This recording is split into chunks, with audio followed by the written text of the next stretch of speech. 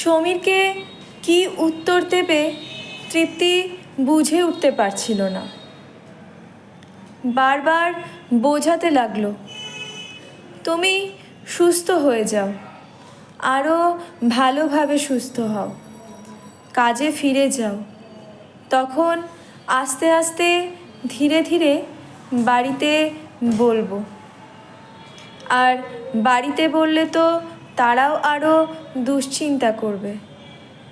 কি দরকার তাদের আরও ঝামেলা বাড়ানোর?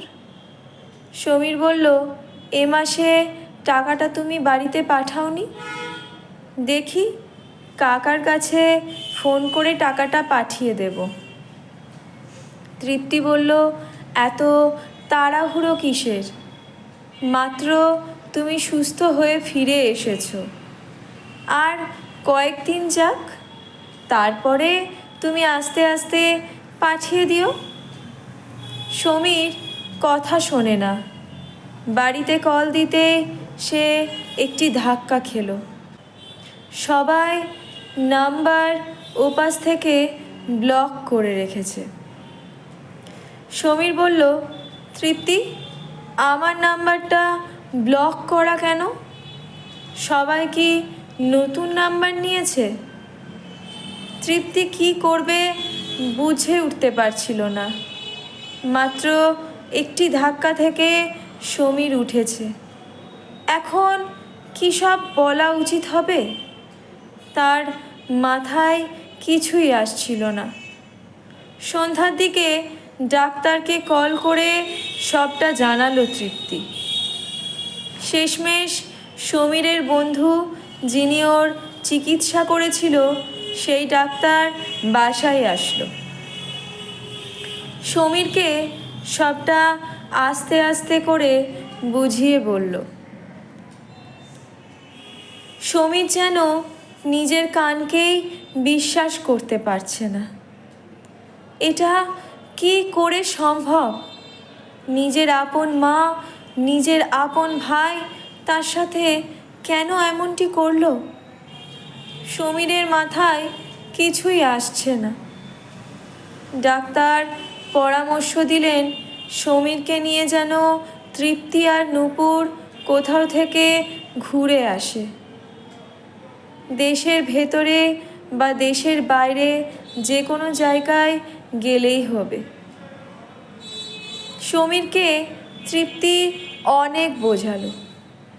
তাদের একটি মেয়ে আছে।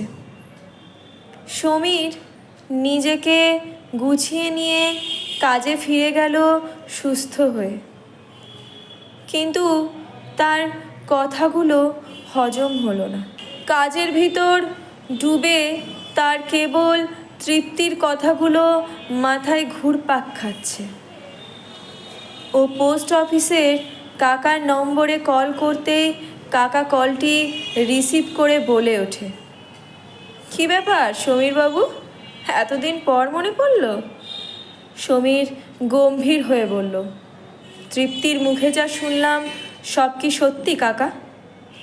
কাকা বললেন, তোমরা তোমার মায়ের সাথে যা করেছ? সমীর মাঝে বলে উঠল, মাকে বলবেন আমার সাথে যেন কথা বলে, না হলে আমি বাড়িতে আসলে বিষয়টি ভালো দেখাবে না। বলেই সমীর কলটি কেটে দিল। সারাদিন হাসপাতালে ডিউটি করে যখন সমীর তার প্রাইভেট চেম্বারে যাবে বলে গাড়িতে উঠেছে, এমন সময় স্বপন কল করল।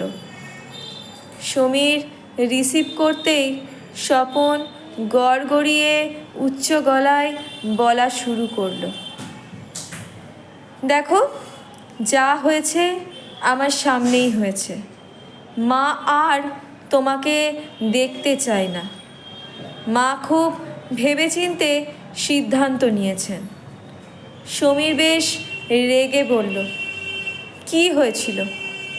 কি জানিস তুই? তোর মতন অপদার্থের সাথে আমি কোনো কথা বলতে চাই না। মাকে দে। ওপাশ থেকে কল কেটে গেল। কিছুক্ষণ পর কাকার নম্বর থেকে কল আসলো। কাকার কল রিসিভ করতেই ওপাশ থেকে সমীরের মায়ের কণ্ঠস্বর। সমীর চুপ করে রইল, আর প্রতিভা দেবী বললেন, শোনো বাবা, আমি তোমাদের মতন অত শিক্ষিত নই, তারপরও আমার বুদ্ধিতে যা ধরেছে আমি তাই করেছি। কোনো কথা বলো না আমায়, ভগবান তোমায় অনেক দিয়েছেন, তুমি সুখে থাকো। বলেই মোবাইলটি কাকাকে দিয়ে দিল। কাকা বললেন, সব তো শুনলে, মা যা সিদ্ধান্ত নিয়েছেন তা তো শুনলে, আর বাড়াবাড়ি করো না বাপু। আর প্রতি মাসের টাকাটা মানে মায়ের কথা ভেবে যদি, সমীর বলল, মা বলেছেন দিতে। কাকা আমতা আমতা করলে সমীর কল কেটে দিল। সমীরের কেবল মনে হচ্ছে মা একবার বললেই তো সমীর বাড়ির সম্পত্তি ছোটকে দিয়ে দিত, কিন্তু এভাবে মা তাকে কেন বঞ্চিত করলো? ছোট থেকেই মায়ের আদর থেকে বঞ্চিত সে, এখন সব কিছু থেকে বঞ্চিত কেন? মায়েরা একাধিক সন্তান জন্ম দেয় না? শেষ পর্যন্ত যদি একজন সন্তানকেই মায়ের স্নেহ দিয়ে ভালোবাসে, তাহলে সমীর চোখ বুজে ফেলল। চোখ বুজতেই তৃপ্তি আর নূপুরের মুখটি ভেসে আসতেই নিজেকে সামলে নিল। সমীর স্বাভাবিকভাবেই নিজের জীবন চালানোর চেষ্টা করছে। তৃপ্তিও এতে বেশ খুশি। 2 বছর কেটে গেল এমনভাবেই। একদিন সমীর বাসায় ফিরে তৃপ্তিকে বলল, তৃপ্তি, আমরা লন্ডনে শিফট করছি। তৃপ্তি অবাক হয়ে বলল, সে কি? আমাকে তো আগে কিছু জানালে না, আর আমাদের এত সুন্দর সাজানো সংসার। সমীর বলল, তোমার কি এই ইট পাথরের সংসার দরকার, নাকি আমাকে দরকার? আমি খুব ভেবেচিন্তে সিদ্ধান্ত নিয়েছি, নূপুরেরও ভালো ভবিষ্যৎ হবে।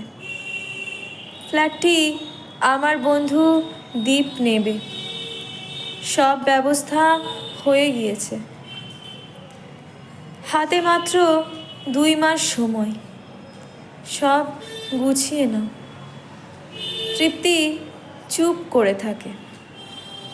আস্তে আস্তে হেঁটে চলে যায় দক্ষিণের জানলায়। এই বিল্ডিংটার ঠিক সামনে একটা বড় পলাশ ফুলের গাছ আছে।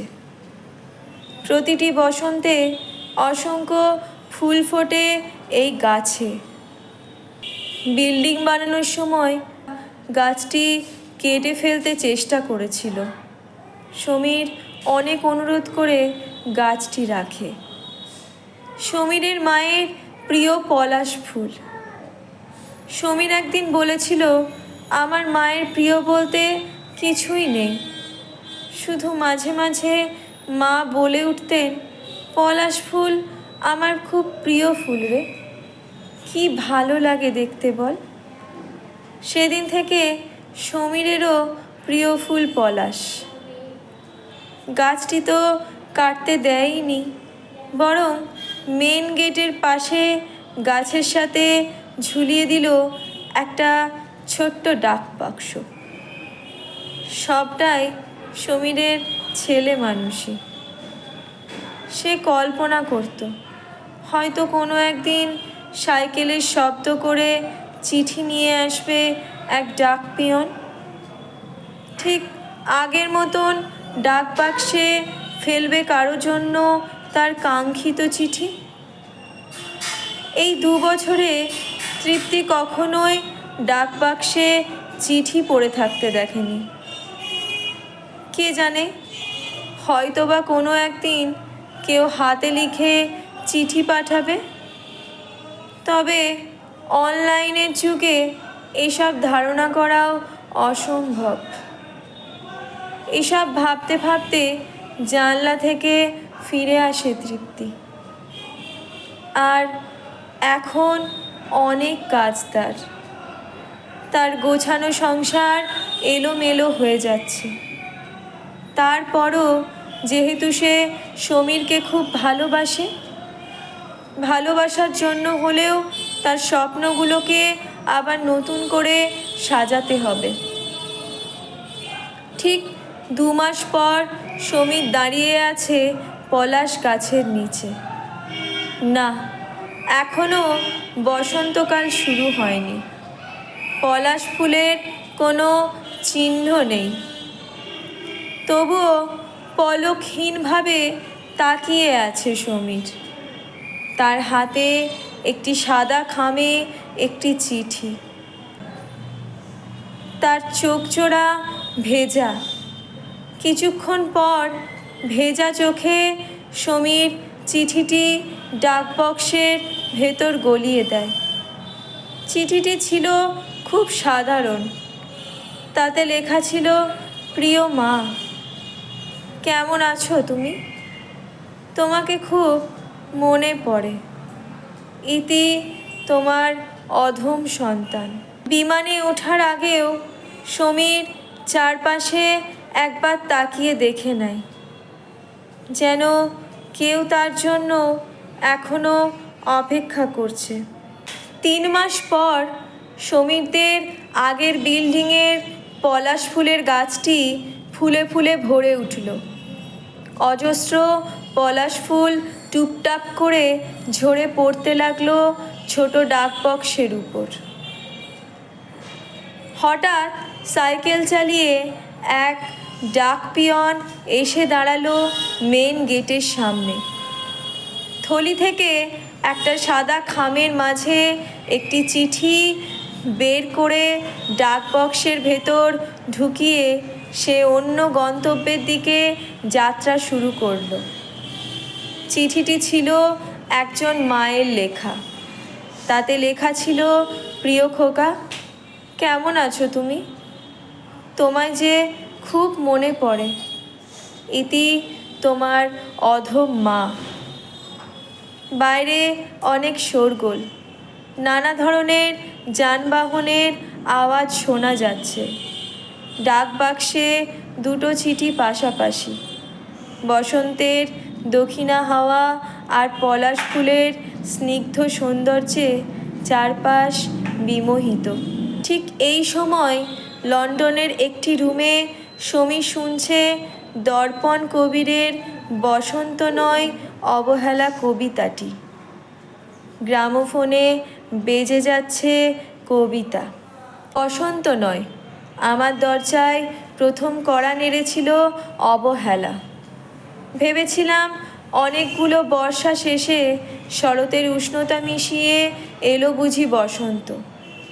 দরজা খুলে দেখি আমাকে ভালোবেসে এসেছে অবহেলা।